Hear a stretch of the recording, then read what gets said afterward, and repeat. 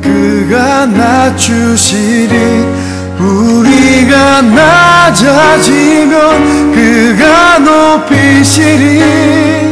하나님이 원하시는 세상으로 낮아.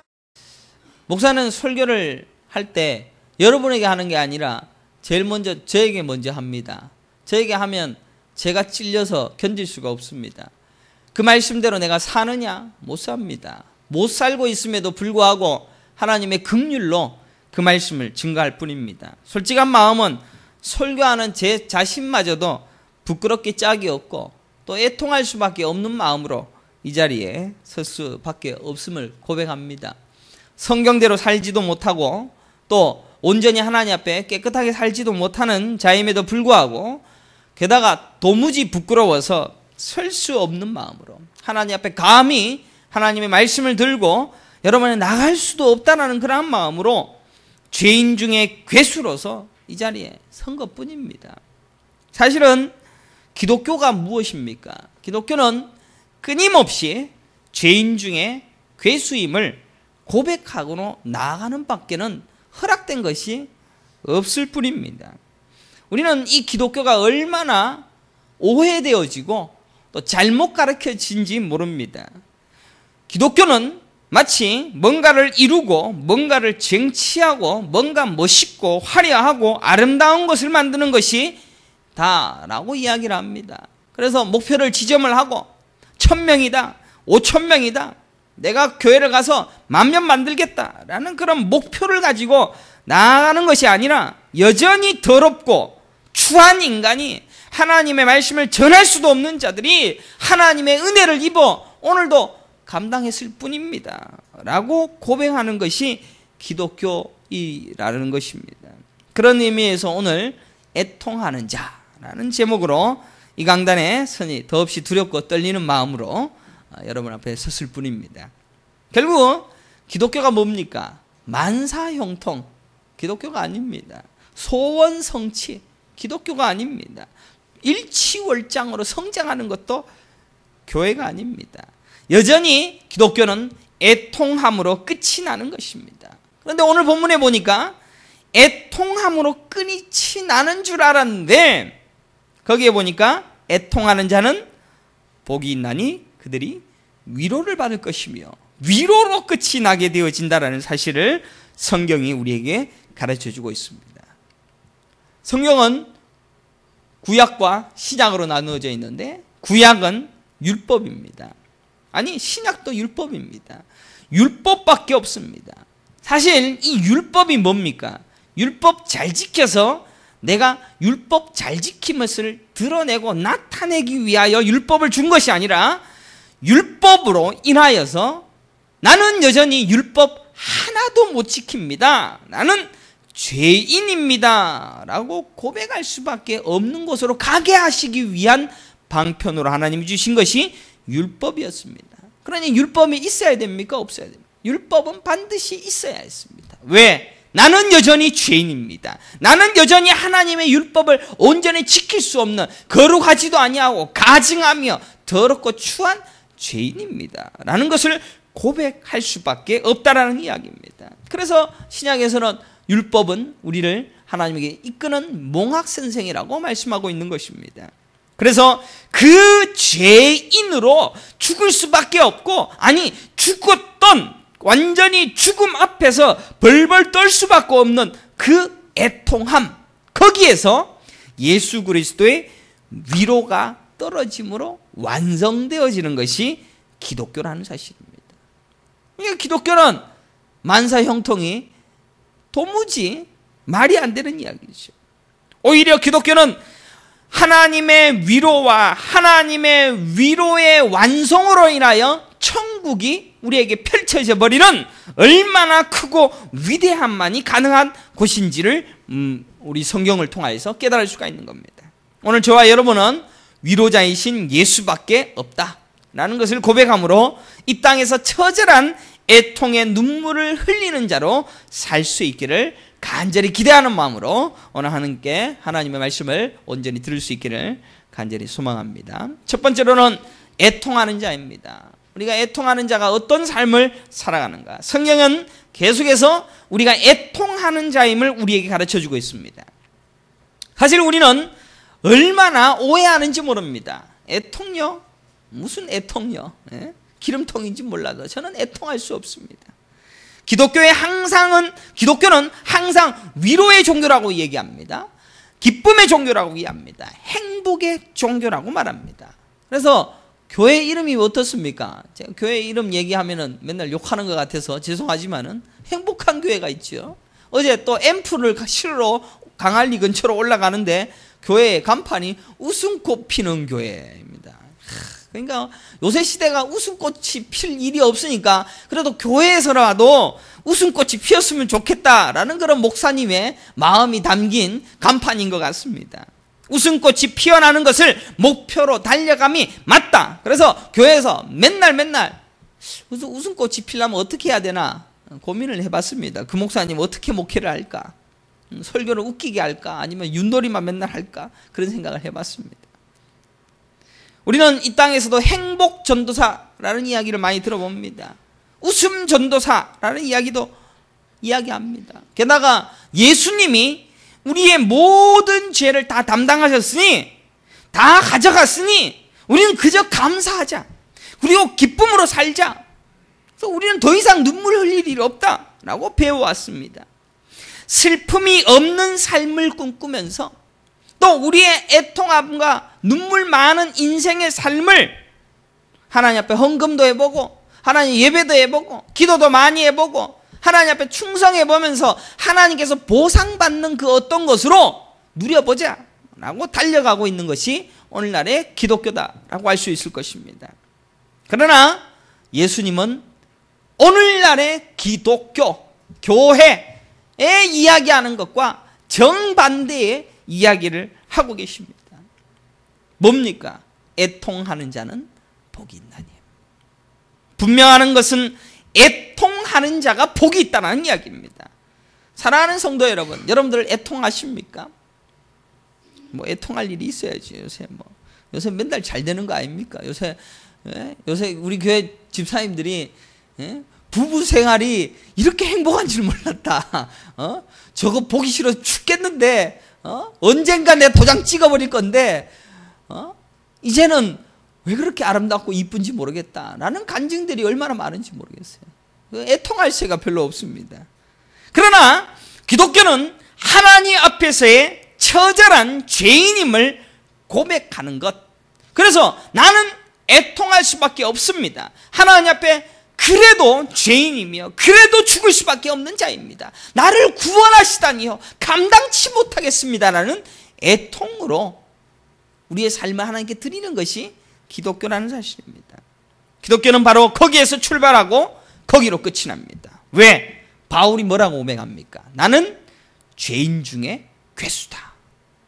여러분들, 바울이 죄인 중에 괴수다라고 하니까 바울 저거는 문제가 있다라고 얘기하는지 몰라도 대바울 사도입니다. 교회도 수십 개를 개척을 했고 하나님의 말씀을 온전히 증거했으며 로마서와 수많은 서신서를 통하여서 하나님의 말씀을 온전히 연구하고 가르치고 보여줬던 참으로 위대한 사도입니다. 게다가 로마서 7장 24절에 기록하기를 오호라 나는 공고한 사람이로다. 이 사망의 몸에서 누가 나를 건져내랴. 탄식함으로 끝이 납니다. 바울이 이런 고백을 할 수 있을까라는 상상을 해봅니까? 로이드 존스 목사가 우리 집사님 집에도 가보니까 로이드 존스 목사님의 로마서 강해 설교집을 전부 다 읽으면서 성경을 확 깨뚫었다라는 이야기를 들어보았습니다. 죄송한 말씀인지 몰라도 제가 로이드 존스 목사가 이 부분만은 조금 잘못 해석했다라는 것을 좀 지적을 하고 싶어서 한번 꺼내보았습니다. 로이드 존스 목사가 이 부분을 해석을 어떻게 하기를 바울은 나는 공고한 사람이고 이 사망의 몸에서 누가 나를 건져내라.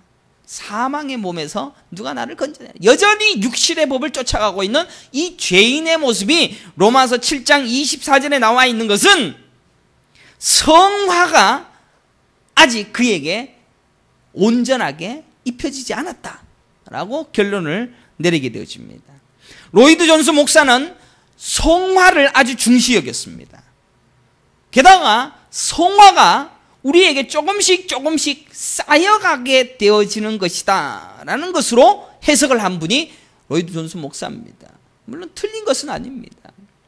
그러나 성화가 아직 되어지지 않았기 때문에 이런 고백을 하는 것이다. 그러나 마침내 바울은 이 성화를 이루고 난 뒤에는 하나님의 법을 따를 수 있다라고 고백을 한다라고 가고 있습니다. 그러나 그 말은 정확하게 이야기하면 틀린 말입니다. 22절에 로마서 7장 22절에 보면 내 속사람으로는 하나님의 법을 즐거워하되 내 지체 속에서 한 다른 법이 내 마음의 법과 싸워 내 지체 속에 있는 죄의 법으로 나로 사로잡는 것을 본도다.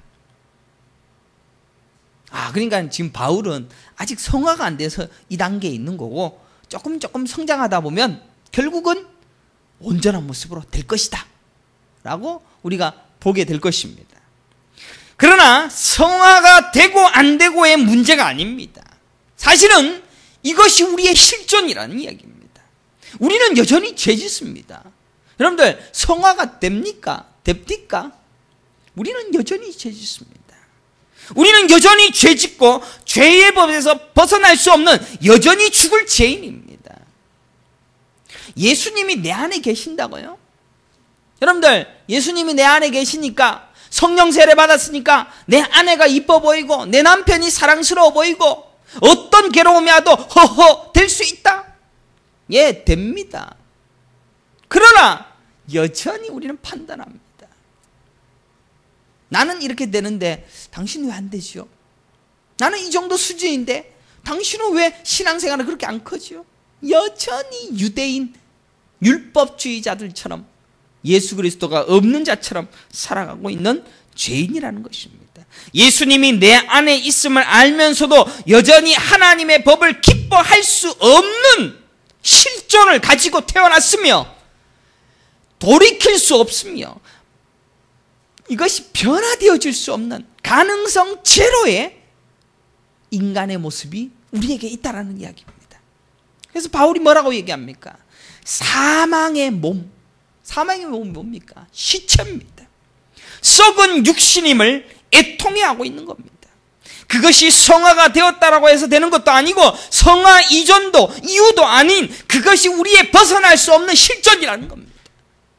나는 여전히 하나님 앞에서 온전하게 살 수 없습니다. 여전히 하나님 앞에 온전한 모습으로 세워질 수가 없습니다. 여러분들 번데기 앞에서 주름 잡는다는 이야기 들어보셨을 겁니다. 주름을 아무리 잡아도 번데기보다는 주름이 없다 뭐 이런 얘기겠죠. 우리가 하나님 앞에 서게 되어지면 하나님의 거룩, 하나님 우리를 어떻게 요구하십니까? 내가 거룩하니 너도 거룩하라. 그 말씀 앞에 우리가 거룩해질 수 있습니까? 절대로 우리는 하나님 앞에서 어떤 모습으로도 우리는 죄인입니다. 하나님 앞에 설 수가 없습니다. 나는 자존심이나 어떤 모습도 죄인으로밖에는 설 수가 없습니다. 지금 당장 죽어서 시체가 되어져서 죽은 몸으로 사망의 몸으로 하나님 앞에 버려질 수밖에 없는 죄인입니다. 라는 그 모습이 우리의 실존이라는 겁니다. 하나님께서 천국에 누구를 데려가는 줄 압니까? 예수님과 같은 자를 데려갑니다. 하나님을 예수 그리스도를 맏아들로 삼으시고 우리를 그의 동생으로 삼아서 양자 삼아서 우리를 데려가십니다. 자기 아들 예수 그리스도의 수준이 되는 자만이 갈 수가 있습니다. 누가 갑니까? 불가능합니다. 조금 사랑해놓고 나 된다라고 이야기합니까? 조금 충성하라 나 된다라고 얘기합니까? 여전히 죄인입니다. 그것을 심령의 가난이라고 이야기합니다. 그리고 그것이 우리의 삶에서 나올 유일한 애통함입니다. 나는 죄인입니다. 사랑하는 성도 여러분, 여러분은 어떤 설교를 들으면서 신앙생활 했습니까? 우리가 기뻐할 일을 해주실 예수님? 우리가 잘 될 일을 위하여 먼저 앞서가시는 예수님? 시마다 때마다 채우시는 은혜를 베푸셔서 하나님으로 만족하는 그런 예수님. 그것은 다른 어떤 종교에도 있습니다. 나를 행복하게 해주시는, 물론 우리 하나님은 다 해주십니다. 먹을 것도 입을 것도 심지어 심장이 뛰는 것조차도 하나님이 다 허락하셔야지 심장을 뜁니다. 다 하나님의 주신 은혜로 되어진 전적인 하나님의 은혜입니다. 그러나 그런 것이 우리의 궁극적인 목표가 아닙니다. 은혜를 받아서 은혜를 아는 자가 되어지라, 그것이 아니라 성경은 심령이 가난한 자가 되어져요 천국 간다라고 이야기하고 있습니다. 심령이 가난하지 아니하면 천국 못 간다고 말씀합니다. 이 세상에서 심령이 가난한 자가 몇 명이나 됩니까? 몇 명이나 됩니까? 목사님들이 전부 다 어디로 갑니까? 우리 교회 건강한 교회, 우리 교회 건전한 교회, 우리 교회 행복한 교회가 되어져서, 그래서 나도 이런 교회를 세우고자 하는 그 수많은 사람들 앞에 서서 우리 교회는 이렇게 하니까 건전하고 건강하고 이만큼 온전하다라고 강하고 힘 있는 자로 여전히 부한 자이지 가난한 자가 되어지려고 하지 않는다라고 이야기해요. 우리 아비스토 교회가 명지동에다가 바른 말씀을 전하는 교회가 되어졌다. 예? 그래서 바른 설교를 내가 듣는다. 나는 가장 부흥이 빨리 되는 교회다. 하나님의 말씀을 딱 듣고 그 말씀대로 살아가는 진짜 멋있는 사람이다. 가장 좋은 교회가 되어져서 다른들에게 모범이 되어지고 이렇게 개척해야 된다라고 소리치는 것이 아니다라는 것입니다. 여전히 하나님 앞에서 나는 죄인입니다. 애통함이 있느냐? 여러분들은 이 땅에서 어떠한 삶을 살아갑니까? 나는 말씀을 좀 들어보니까 이제 깨달아지더라. 나는 옛날에 이런 말씀을 들었으니까 난 그 정도는 알아들어요. 목사님 설교 어디에서 이렇게 시작하니까 또 끝이 날지 다 압니다. 나는 이 정도 수준입니다. 그따위 소리 하는 게 그게 가난함입니까? 천국 못 갑니다. 아쉽게도 그렇게 나는 부합니다라고 고백하는 그런 내 모습을 보면서 애통해하는 겁니다. 나는 여전히 죄인이군. 나는 슬픈 정도 아니라 창자가 터질 것 같은 애통함. 나는 여전히 하나님 앞에 이렇게 살지 못합니다. 나는 아직도 하나님이 내게 부어주신 은혜가 너무 커서 하나님 말씀을 이렇게 잘 봅니다. 나는 그런 자만감으로 하나님 앞에 서 있는 나는 죄인입니다. 애통함밖에 없습니다. 목사 설교 듣고 깨달아지면 눈물 흘리고 애통함으로 가야지. 압니다. 누가복음 6장 21절에 기록합니다. 지금 우는 자는 복이 있나니. 뭘 위해 웁니까? 아플 일이 많아서 내 아가 아프고 자녀가 아프고 사업이 안 되고 그래서 웁니까? 지금 우는 자는 복이 있나니. 뭐 때문에 우는 겁니까? 네 죄 때문에 울으라는 이야기입니다. 네 죄 때문에 애통해하라는 것입니다. 그러나 내가 너를 위로해 줄게. 그러나 내가 너를 안아줄게. 그러나 내가 너를 품어줄게 하시는 그 하나님의 사랑 앞에 지금 애통하라는 이야기입니다. 지금 우는 자는 복이 있나니 너희가 웃을 것이며. 그게 우리의 성도의 마지막입니다.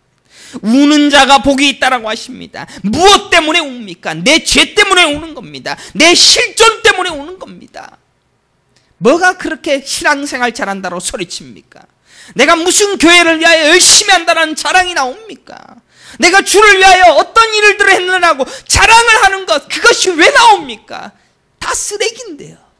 뭘 했다고? 내가 복음을 얼마나 안다라고 외칩니까? 여전히 하나님 앞에서는 죄인으로서 땅을 치며 회개할 뿐입니다. 나를 구원시켜 주시다니요. 고린도후서 6장 9절에 내가 지금 기뻐함은 너희로 근심하게 한 까닭이 아니요 도리어 너희가 근심함으로 회개함에 이른 까닭이라. 근심함으로 회개함에 이른 까닭이라. 그게 바울이 기뻤던 이유라는 것입니다. 목사가 설교를 합니다. 여러분들, 근심이 됩니다. 오늘 설교 들으면은 저 목사 와줘라노? 라고 할 정도로 근심이 될 겁니다. 그러나 그게 회개가 나오는 통로입니다. 그럴 때 사도 바울이 기쁜 것처럼 목사도 기쁜 겁니다. 우리 하나님이 기뻐하실 겁니다.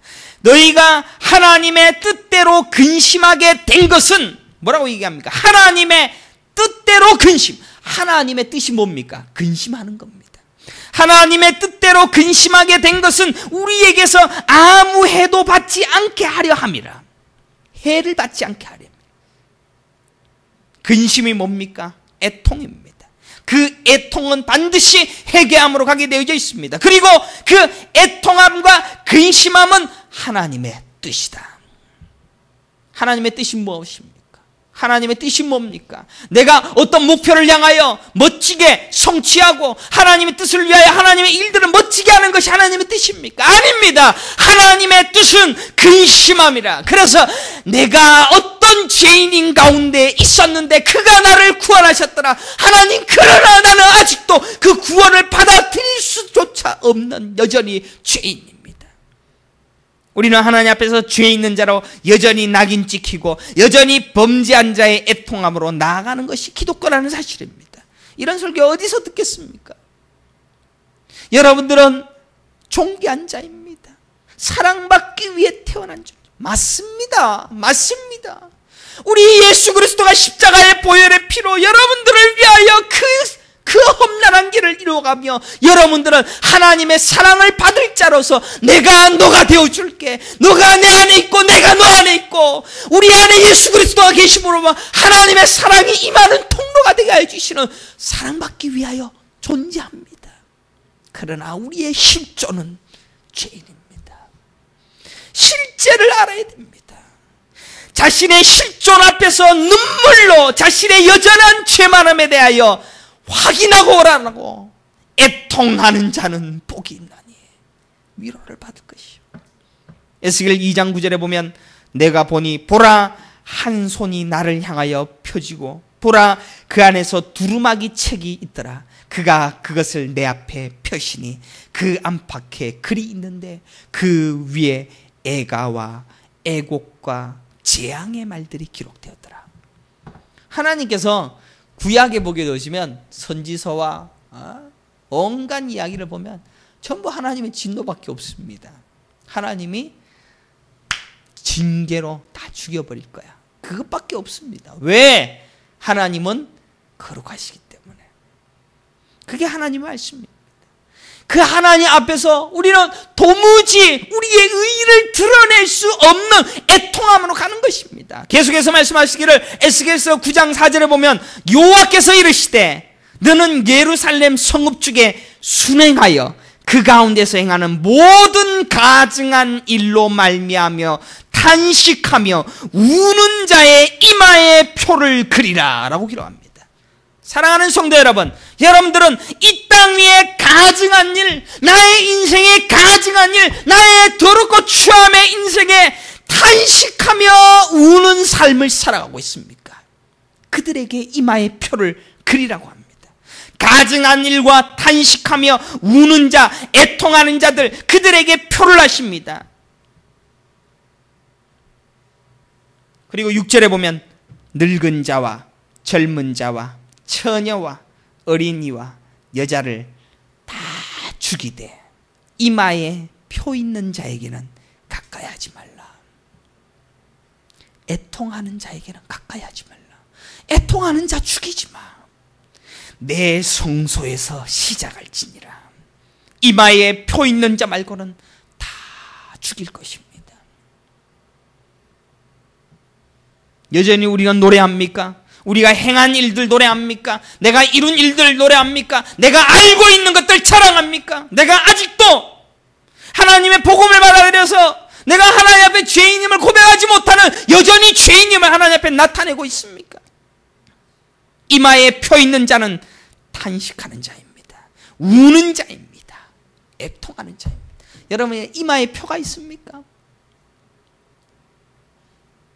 시편 80편 5절에 주께서 그들에게 눈물의 양식을 먹이시며 많은 눈물을 마시게 하셨나이다. 뭐 이 구절을 보면은 우리 인생 이렇게 고통스러운 거야? 응? 뭘 해도 안 되는 거야? 우리 인생은 그렇게 눈물이 많은 인생이야? 그렇게 해석을 합니다. 아닙니다. 너희들에게 하나님의 그 거룩함을 쫓을 수 없으니 너희는 여전히 눈물의 양식을 맨날 먹이시며 얼마나 감사합니까? 많은 눈물을 마시게 하는 나의 여전히 죄 많음을 눈물을 흘리며 그 눈물을 마시는 삶을 살게 하셨도다라고 시편 기자는 하나님 앞에 고백합니다. 성도는 우는 자입니다. 성도는 애통하는 자입니다. 성도는 눈물의 양식을 먹으며 눈물을 마시는 자입니다. 사랑하는 성도 여러분, 여러분의 삶의 처지가 눈물을 흘리게 합니까? 내 아내가 눈물 흘리게 합니까? 내 남편이 눈물 흘리게 합니까? 그런 눈물은 여전히 내가 잘났기 때문에, 내가 잘난 것을 저놈이 나를 침노하기 때문에 분해서 우는 겁니다. 그런 분한 눈물 성경에 있습니까?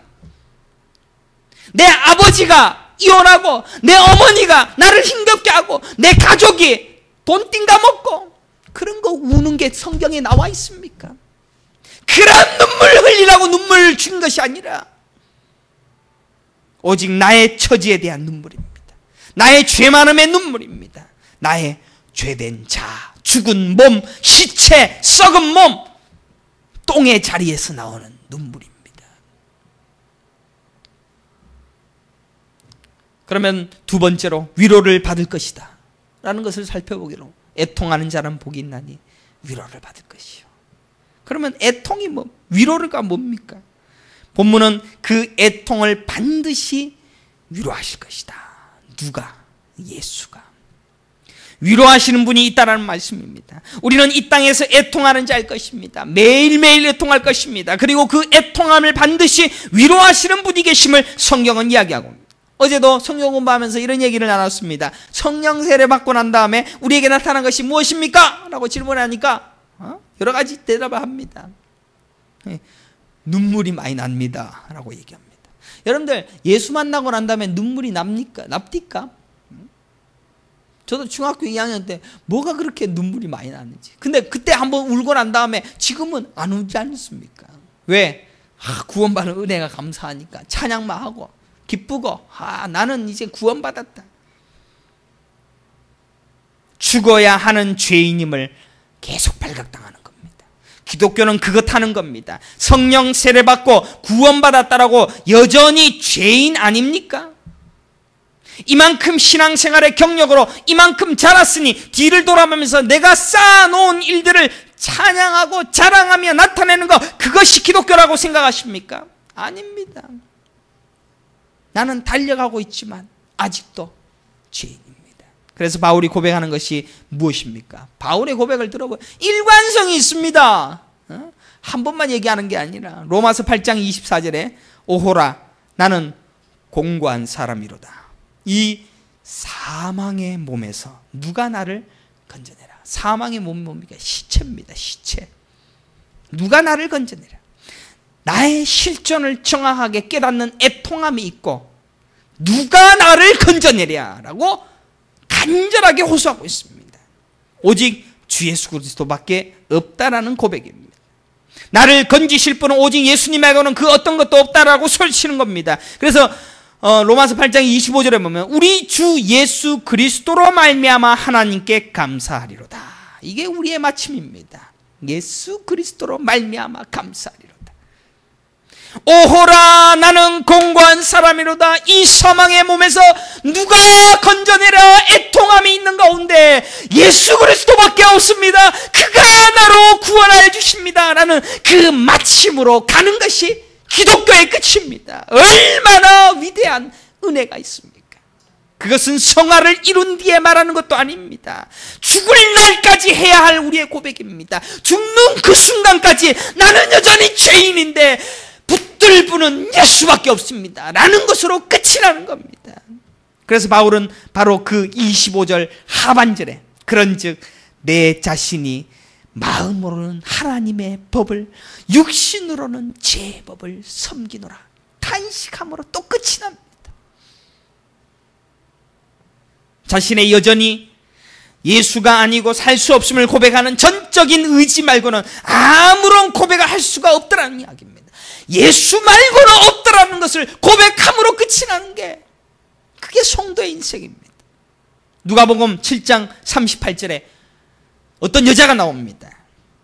예수의 뒤로 그 발 곁에 서서 울며 눈물로 그 발을 적시고 자기 머리털로 닦고 그 발에 입 맞추고 향유를 부으니. 그 장면을 본 어떤 제자들이 얘기를 합니다. 참 저 여자는 죄 많은가 보다. 저 여자는 참 뭔 죄가 저리 많아서 우노. 우리도 그러지 않습니까? 교회 와서 누가 맨날 눈물로 짜고 저거는 뭔 신앙생활을 얼마나 못했길래, 뭔 죄가 많길래 그따구로 얘기하노, 이렇게 얘기할 겁니다.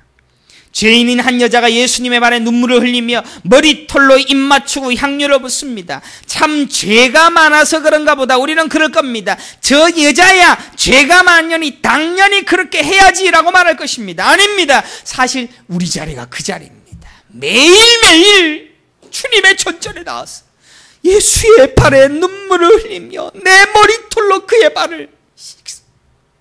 나는 죄인입니다. 우리는 그 자리에서 이 죄를 해결해 주실 유일한 예수님을 붙잡는 것을 날마다 경험하는 것뿐입니다. 47절에 이러므로 내가 내게 말하노니 그의 많은 죄가 사하여졌다. 이는 그의 사랑함이 많음이라. 사함을 받은 일이 적은 자는 적게 사랑하느니라. 이 얘기가 사함이, 죄가 많은 자들, 죄가 적은 자들은 사함이 적다라는 이야기가 아니라 우리 모두가 다 똑같은데 자기 죄를 인식하는 것이 하나님 사랑을 더 많이 한다는 이야기입니다. 사랑하는 성도 여러분, 죄가 많아서 죄를 용서받은 것이 더 감격스럽습니까? 아닙니다. 죄가 없어서 죄 용서함이 별로 없으니 눈물이 마르는 겁니까? 그런 건 아닙니다. 애통함이 없기 때문에, 내 실존을 모르기 때문에. 어찌하여 바울이 고백한 죄인 중에 괴수임을 여러분들은 지금은 고백하지 않습니까? 지금은 성화됐습니까? 지금은 좀 컸습니까? 그들보다 낫다라고 생각하십니까? 바울보다 낫다라고 생각할 사람 여기 있습니까? 아무도 없습니다. 내가 주님을 위하여 최선을 다합니다. 내가 모든 것을 다 드립니다. 개척교회로 섬기면서 가테말라에서 열심히 교회하면서 배고프기도 하고 힘들기도 하고 아픈 아이 붙들면서 눈물로 힘들게 하면서 참 뭔가 하나님의 은혜가 있겠지. 그러면서 나 하나님 이렇게 사랑합니다. 나 이제는 기쁠 일만 해주세요.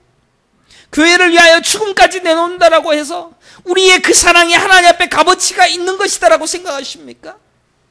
내가 하나님을 위하여 그렇게 헌신하고 사랑했던 것이 값어치가 있다고 생각하십니까? 하나님은 그런 거 원하지 않습니다. 그런 것으로는 하나님의 일에 조금도 쓰여질 만한 것이 하나도 없습니다. 그저 쓰레기입니다. 내가 내놓는 건 다 쓰레기입니다. 내가 이거 대놓고 주변 돌아보면서 하나님 이만큼 했으니까 긍휼히 여겨주십시오. 내가 이만큼 하나님 앞에 헌신했으니까 하나님 알아주십시오. 여전히 죄인입니다. 그리고 하지 못하는 저것들, 나보다 못하는 저것들 열심히 판단하는 여전히 죄인입니다. 그런 것 조금 해놓고 하나님께 잘했다라고 칭찬받기를 원하고 인정받기를 원하는 여전히 죄인 중에 괴수임을 고백하는 애통함이 있느냐라는 이야기입니다. 하나도 하지 아니하는 저들보다는 조금 낫지 않습니까? 그들이 유대인입니다. 그들이 율법 만들어서 율법 열심히 잘 지켰다라고 대들면서 예수님 당신 필요 없어. 당신 십자가에 돌아가 죽어버려. 나는 내 율법으로 구원을 얻을 수 있어. 그들이 우리입니다. 똑같은 죄를 아직도 짓고 있습니다.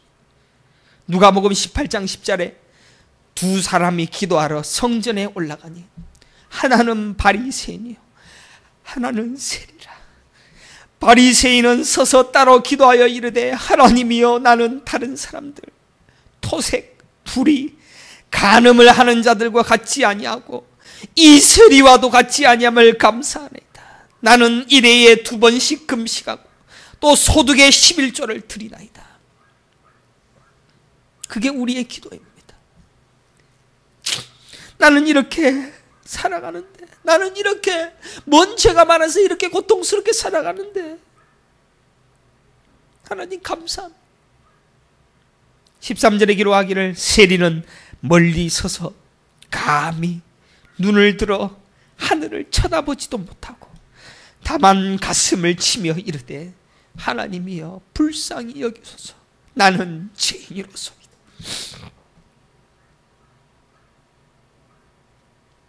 나는 죄인이로소이다. 내가 한 행위를 인정해 줄 그런 예수님, 그런 분 필요하십니까? 내가 이토록 잘났고 내가 성경 이만큼 알고 내가 다른 사람들보다는 좀 더 하나님을 더 잘 모시고 있고 내가 다른 기복주의 신앙보다는 훨씬 좋은 신앙 가지고 있고 그런 거 인정해 주실 그런 예수님 필요하십니까? 아니면 예수님 아니면 절대로 안 됩니다. 아니 도무지 그 앞에 설 수도 없는 여전히 불충하며 여전히 죄 많은 자로 그의 은혜만을 갈구하는 자로 여러분들 이 자리에 앉아 계십니까? 우리는 만나를 계시하시면서 예수님을 보지 못합니다. 광야에서 반석의 생수로 우리에게 주시는 그 예수님에게서 만족 얻지 못합니다. 역사는 계속 흘러가면서 예수밖에 없단다. 예수밖에 없단다. 우리 모든 인생은 예수로 귀결된단다. 예수만 붙들어 모든 것을 가르치고 있음에도 조금만 하고 나면, 조금만 애쓰고 나면 나의 그 어떠한 것이 나의 의가 되어져서 그것으로 뭔가 누려보겠다라고 찾아 헤매다가 인생 허비하는 겁니다. 아닙니다. 나는 여전히 주님을 알아보지 못하고 내게 행하신 그 예수 그리스도의 은혜를 알지 못하고 여전히 죄인입니다. 그분만이 나의 전부입니다. 그 고백으로 하나님 앞에 나아갈 뿐입니다. 바로 그때 주님, 주님, 주님 그 속에서 위로를 받는 겁니다. 그분이 내 손을 잡아주신 겁니다. 그분이 나의 위로가 되심을 깨닫는 겁니다. 그분이 나의 모든 것이 되어주심을 깨닫는 겁니다. 이사야 61장 1절에 주 여호와의 영이 내게 내리셨으니 이는 여호와께서 내게 기름을 부으사 가난한 자에게 아름다운 소식을 전하게 하려 하심이라. 나를 보내사 마음이 상한 자를 고치며 포로된 자에게 자유를 주시며 갇힌 자에게 노임을 선포하며 여호와의 은혜의 해와 우리 하나님의 보복의 날을 선포하여 모든 슬픈 자를 위로하되 무릇 시온에서 슬퍼하는 자에게 화관을 주어 그 죄를 대신하며 기쁨의 기름으로 그 슬픔을 대신하며 찬송의 옷으로 그 근심을 대신하시고 그들이 의의 나무 곧 여호와께서 심으신 그 영광을 나타낼지라 일컬음을 받게 하려 하심이라 라고 기록합니다. 이 말씀 생각하면서 우리는 여전히 또 우리가 힘든 일들, 어려운 일들, 눈물 날 일들, 괴로운 일들 지가 잘못해놓고는 지가 잘못 결정해놓고 그렇게 고통스러워하는 것을 그걸 위로해 주신다라고 성경을 해석합니다. 아닙니다. 마음이 애통한 자를 위로할 것이요 그분이 예수다라는 것을 이사야서는 가르쳐주고 있습니다. 사랑하는 성도 여러분, 우리의 근심과 눈물 날 일, 괴로운 일들이 이 땅의 것에 한탄이나 원망 그런 것이었다면 그 눈물 그치십시오. 그런 거는 위로하실 가치도 없는 겁니다. 하나님이 너 애통하라고 보여주신 겁니다. 너 눈물 나라고 보여주신 겁니다. 우리의 눈물은 우리의 죄된 실존을 보고 그 앞에서 우는 것입니다. 나의 여전히 더럽고 추함 앞에서 우는 것입니다. 나의 죄 많음 앞에서, 나의 교만 앞에서, 나의 판단 앞에서, 나의 미움과 나의 살인과 나의 시기와 나의 질투와 나의 난임과 나의 분열과 나의 더러움과 나의 발각당하는 모든 죄 거기에서 애통으로 평생을 지내는 겁니다. 죄 짓고 또 애통하는 겁니다. 죄 짓고 애통하는 겁니다. 왜? 평생 죄 지을 수밖에. 우리 성화 못합니다. 성화하려면 산에 가야죠. 기독교가 산에 가는 종교입니까? 산에 가는 건 불교죠. 우리가 산에 올라가서 수도승으로 사는 겁니까? 신부로 사는 겁니까?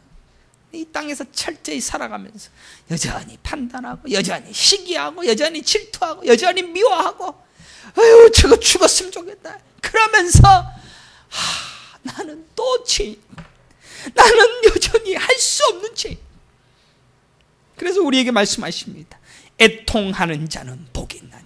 죄를 죄로 아는 자, 하나님 앞에서 그 죄 많음을 날마다 고백하는 자, 애통하는 자는 복이 있나니 그것이 복인 것입니다. 애통할 수 있다라는 것이 복입니다. 애통이 된다라는 것 자체가 복음을 알아먹은 자의 고백이기 때문입니다.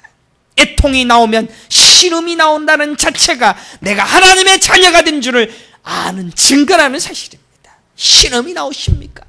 하나님, 나는 여전히 저 사람이 미워 죽겠습니다. 그런데 이것이 나의 죄인입니다. 하나님 용서하여 주시옵소서. 그게 나오면 나는 하나님의 자녀입니다. 하나님 나를 잡아주옵소서. 이사야 53장 4절에 그는 실로 우리의 질고를 지고 우리의 슬픔을 당하였거늘. 우리는 생각하기를 그는 징벌을 받아 하나님께 맞으며 고난을 당한다 하였노라. 그가 찔림은 우리의 허물 때문이라. 그의 상함은 우리의 죄악 때문이라. 그가 징계를 받음으로 우리는 평화를 누리고 그가 채찍을 맞음으로 우리는 나음을 받았도다. 우리는 다 양 같아서 그릇 행하여 각기 제 길로 갔거늘. 여호와께서는 우리 모두의 죄악을 그에게 담당시키셨도다. 이것이 우리의 위로가 될 줄 믿으시기를 간절히 축원합니다. 사랑하는 성도 여러분, 목소의 설교가 여러분을 애통하게 합니까? 저도 애통해 죽겠습니다. 오늘 괜히 울었습니다. 설교하다가 이렇게 울어본 게 처음인 것 같습니다. 애통합니다. 저도 애통합니다. 여러분을 애통하게 했다면 치가 떨릴 정도로 매일 우십시오. 그리고 전전에 나와서 저 죄 많은 저 여자는 죄가 많으니까 예수의 머리 앞에 눈물 흘리면서 머리 감겠지. 그따위로 쳐다보지 마시고 그것 쳐다보고 있는 나를 보면서 여기 와서 다시 시작하십시오. 그 애통함에 치가 떨릴 정도로 부끄럽고 눈물이 나는 마음으로 예수밖에 없습니다. 말씀 앞에서 우리는 그렇게 벗겨지는 겁니다. 여전히 그래서 성경이 우리에게 유익한 겁니다. 성경 읽으면 또 아는 겁니다. 그래서 그것을 싸매시는 오직 예수님으로 인하여 위로를 누리게 된다라는 이 놀라운 복, 이 복음, 이것을 받아들임으로 예수 그리스도로만으로 온전한 구원의 은혜를 누릴 수 있는 은혜의 성도들이 되시기를 간절히 축원합니다.